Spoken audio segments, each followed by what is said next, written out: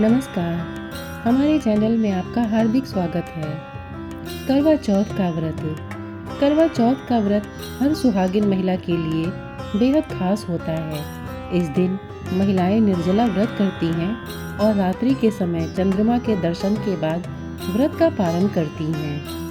करवा चौथ त्योहार को लेकर हर साल की तरह इस बार भी महिलाएं बेहद उत्सुक नजर आ रही हैं। इस दिन पूजा करने से न केवल आपके पति की आयु लंबी होगी, बल्कि आपकी और भी महत्वाकांक्षाएं पूरी होंगी। इस दिन की पूजा 2 चांद के दीदार के बाद ही पूरी होती है, अर्थात आपके पति और आसमान का चांद। करवा चौथ का व्रत विवाहित महिलाएं अपने पति की लंबी आयु के लिए रखती हैं। इस दिन वह पूरे चांद को देखने के बाद ही अपना व्रत खोलती हैं। करवा चौथ पर पूरे दिन बिना कुछ खाए और पानी पिए रहती हैं महिलाएं।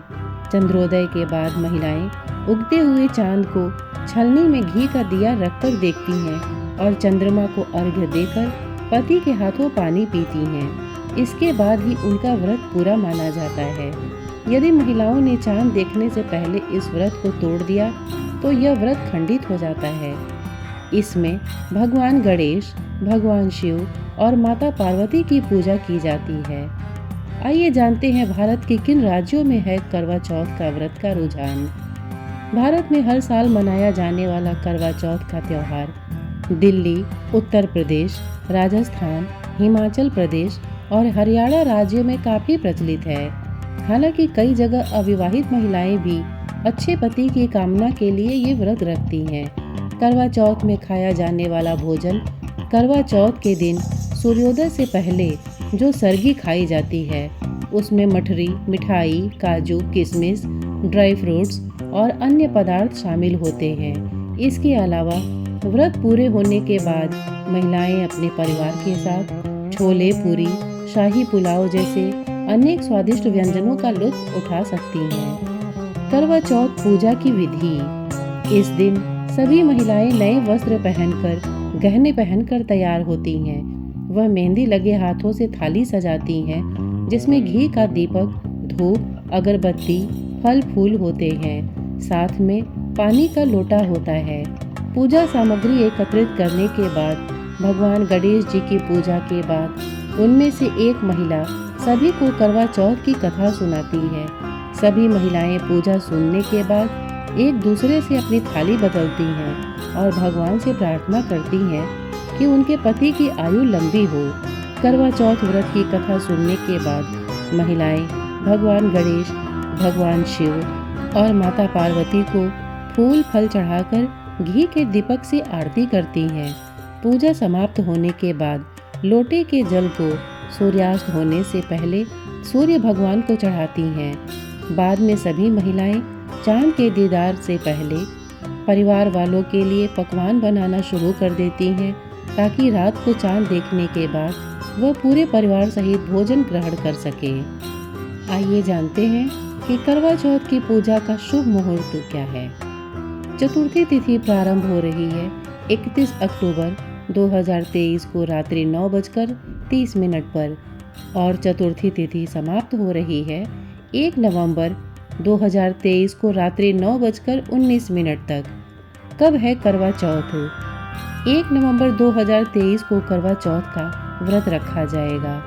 करवा चौथ व्रत का समय सुबह 6:39 से रात्रि 8:59 तक। करवा चौथ पूजा का शुभ मुहूर्त शाम को 6:05 से 7:21 तक। सर्वार्थ सिद्धि योग पूरे दिन और रात।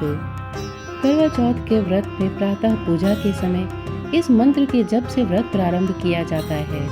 मम सुख सौभाग्य पुत्र पौत्रादि सुस्थिर श्री प्राप्तये करक चतुर्थी व्रत महम करिष्ये। अथवा ओम शिवाय नमः से माता पार्वती का, ओम नमः शिवाय से भगवान शिव का, ओम षण्मुखाय नमः से स्वामी कार्तिकेय का, ओम गणेशाय नमः से गणेश का तथा ओम सोमाय नमः से चंद्रमा का पूजन करें। शाम के समय माँ पार्वती की प्रतिमा की गोद में श्री गणेश को विराजमान कर उन्हें बालू अथवा सफेद मिट्टी की वेदी अथवा लकड़ी के आसन पर शिव पार्वती, स्वामी कार्तिकेय, गणेश एवं चंद्रमा की स्थापना करें।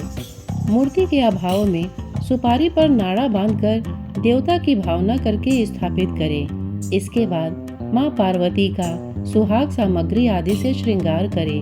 भगवान शिव और माता पार्वती की आराधना करें और कोरे करवे में पानी भरकर पूजा करें।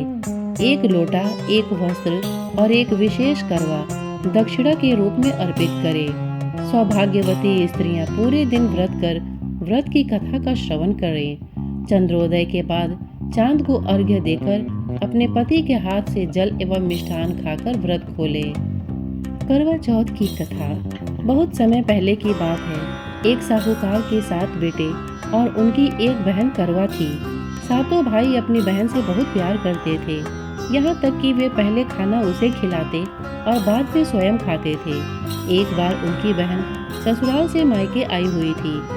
शाम को जब भाई अपना अपना व्यवसाय बंद कर घर पर आए तो देखा उनकी बहन बहुत व्याकुल थी। सभी भाई खाना खाने बैठे और अपनी बहन से भी खाने का आग्रह करने लगे, लेकिन बहन ने बताया कि उसका आज करवा चौथ का निर्जल व्रत है और वह खाना सिर्फ चंद्रमा को देखकर उसे अर्घ्य देकर ही खा सकती है। चूँकि चंद्रमा अभी तक नहीं निकला है, इसलिए वह भूख प्यास से व्याकुल हो उठी है। सबसे छोटे भाई को अपनी बहन की हालत देखी नहीं जाती और वह दूर पीपल के पेड़ पर एक दीपक जलाकर चलनी की ओट में रख देता है। दूर से देखने पर वह ऐसा प्रतीत होता है कि जैसे चतुर्थी का चांद उदित हो रहा हो। इसके बाद भाई अपनी बहन को बताता है कि चांद निकल आया है, तुम उसे अर्घ्य देने के बाद भोजन कर सकती हो। बहन खुशी से सारी सीढ़ियाँ चढ़कर चांद को देखती है, उसे अर्घ्य देकर खाना खाने बैठ जाती है। वह पहला टुकड़ा मुंह में डालती है तो उसे छींक आ जाती है। दूसरा टुकड़ा डालती है तो उसमें बाल निकल आता है और जैसे ही वह तीसरा टुकड़ा मुंह में डालने की कोशिश करती है तो उसके पति की मृत्यु का समाचार उसे मिलता है। वह बौखला जाती है। उसकी भाभी उसे सच्चाई से अवगत कराती है कि उसके साथ ऐसा क्यों हुआ। करवा चौथ का व्रत गलत तरीके से टूटने के कारण देवता उससे नाराज हो गए हैं और उन्होंने ऐसा किया है।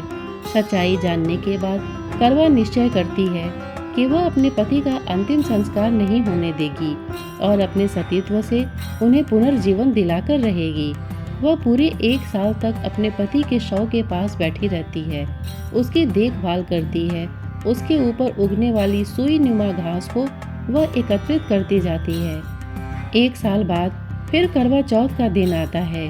उसकी सभी भाभियाँ करवा चौथ का व्रत रखती हैं। जब भाभियाँ उसे आशीर्वाद लेने जाती हैं तो वह प्रत्येक भाभी से यम सुई ले लो, पिया सुई दे दो, मुझे भी अपने जैसे सुहागिन बना दो, ऐसा आग्रह करती है।